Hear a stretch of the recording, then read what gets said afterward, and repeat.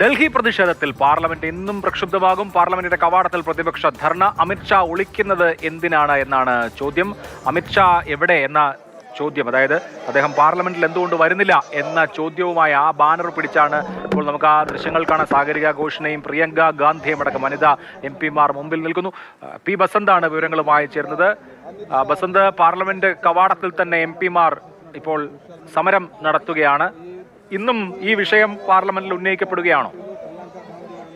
ഇന്നും ഈ വിഷയത്തിൽ തന്നെ ആയിരിക്കും പ്രതിപക്ഷം നിൽക്കുന്നത്. ഇന്ന് വിഷയം അമിത്ഷായുടെ സഭയിലെ സാന്നിധ്യം ആവശ്യപ്പെട്ടുകൊണ്ടുള്ളൊരു പ്രതിഷേധമാണ് ഇപ്പോഴും നടക്കുന്നത്. അമിത്ഷാ എവിടെ, അമിത്ഷാ എന്തിനു വിളിക്കുന്നു എന്ന് തുടങ്ങിയ ചോദ്യങ്ങളാണ് പ്രതിപക്ഷത്തിന്റെ ഭാഗത്തുനിന്ന് വരുന്നത്. അതോടൊപ്പം തന്നെ രാമക്ഷേത്ര സംഭാവന കൊള്ളയും ഇപ്പോൾ അവിടെ പ്രതീകാത്മകമായി അവിടെ സമരത്തിൽ വരുന്നുണ്ട്. ഇവിടെ ഒരു സംഭാവന പെട്ടി അല്ലെങ്കിൽ കാണിക്കപ്പെട്ടി എന്ന് പറയുന്ന ഒരു പെട്ടി അവിടെ വെച്ചിട്ടുണ്ട്. അതിൽ MP മാർ പണം നിക്ഷേപിക്കുന്നു.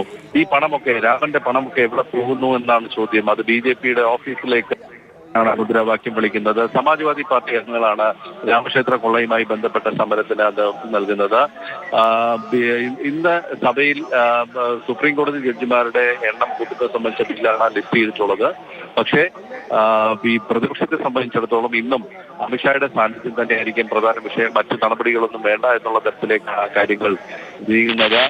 അടുത്ത ആഴ്ച പ്രധാന ബില്ലുകൾ വരുന്നു. FCRA ബില്ല് അവതരിപ്പിച്ചേക്കുമെന്നുള്ളൊരു സൂചനയാണ് ഉള്ളത്. തിങ്കളാഴ്ച FCRA ബില്ല് കൊണ്ടുവരാനാണ് സർക്കാർ നീക്കം. 4 മണിക്കൂർ ചർച്ച ഇതിനായി നീക്കി വെച്ചിട്ടുണ്ട് കാര്യോപദേശക സമിതി. ബസന്ത് വിവരങ്ങൾ നൽകുകയായിരുന്നു. പാർലമെന്റിൽ ഇന്നും അമിത്ഷായുടെ അസാന്നിധ്യത്തെക്കുറിച്ചുള്ള ചോദ്യങ്ങളും പ്രതിഷേധവും ഉയരും. విద్యార్థుల పార్లమెంటు ముట్టడి సందర్భంగా చాలా మంది విద్యార్థులపైన లాఠీ చార్జ్ జరపడం, బాష్పవాయు ప్రయోగించడం, పెల్లెట్ గన్స్ ఉపయోగించడాన్ని నిరసిస్తూ పెద్ద ఎత్తున కాంగ్రెస్ పార్టీ ఎంపీలు బయట